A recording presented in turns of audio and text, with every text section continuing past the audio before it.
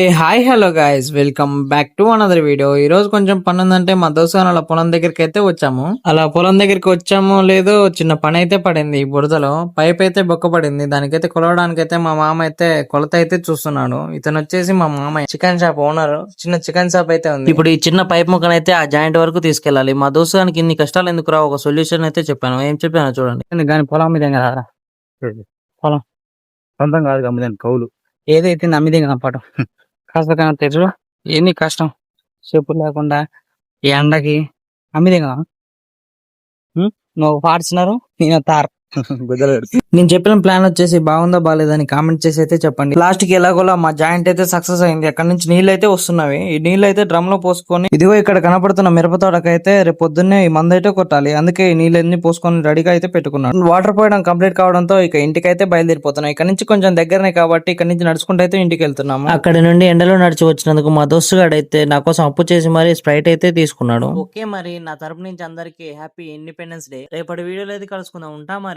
Bye.